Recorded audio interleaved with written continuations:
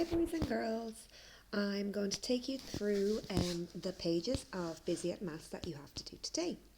Now, looking at the top of page 155, the diagram looks a bit complicated, and I wanted to let you know that there are some interactive activities that you can do in Busy at Maths.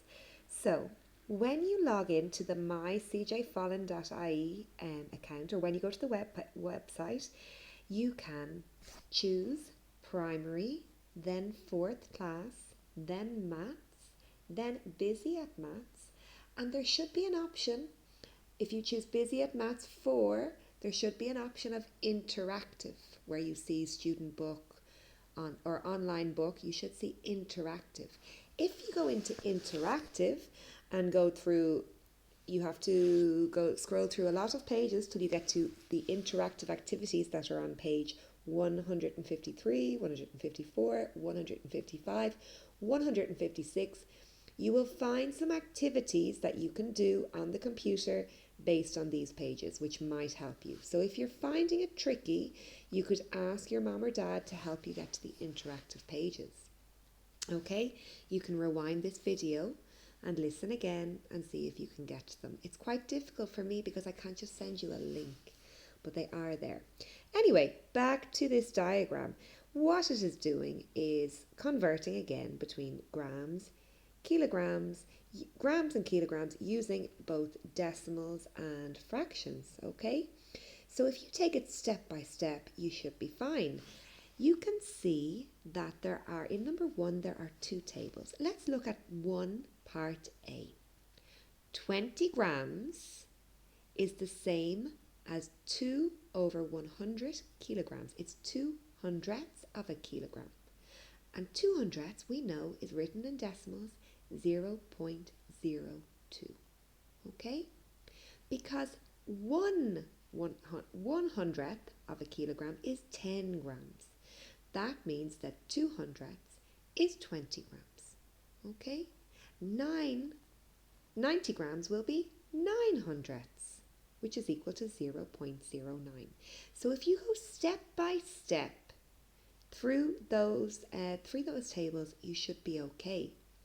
Think about tenths, hundredths, because we have done those in decimals before. Okay? It is a bit tricky, I know. But if you try and take your time, you should be fine. Number 2 is okay. Just be careful that there should be three digits for grams. So for example, if I look at 2 part C, I see 1 kilogram, 50 grams.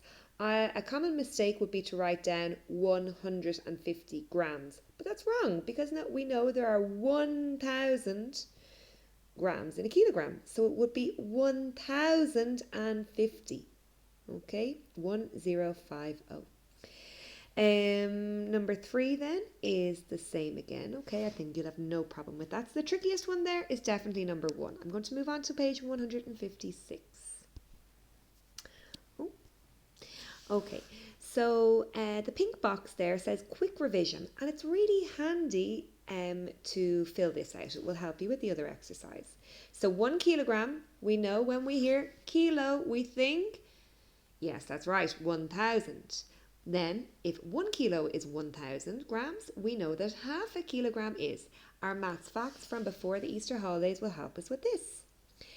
Then we have to complete the grid, okay? So, if I look at the first line of the grid in number 2, it says 1,200 grams.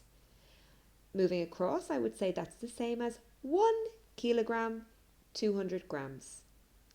In a fraction, I'd say that's 1 2/10 of a kilogram. And in a decimal, it would be 1.2 kilograms. Look at the pink box to help you with that, and also look back at number 1 on the previous page. Take your time is the most important advice I can give you. Number 2, on the digital scales, it gives the weight in kilograms using decimals. However, they want you to write down the weight in grams. So let's look at the first one. 2.43 kilograms would be 2,000 430 grams. So there are only 2 places after the decimal point, but we need to think of 3.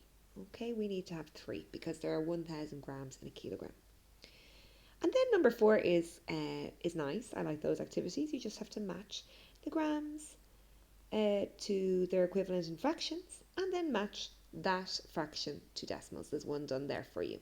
Okay, remember, try and check out the interactive activities if you can. Okay, I'll try and put a video up to show how you can get them. Okay, thanks boys and girls. Off you go and do your work.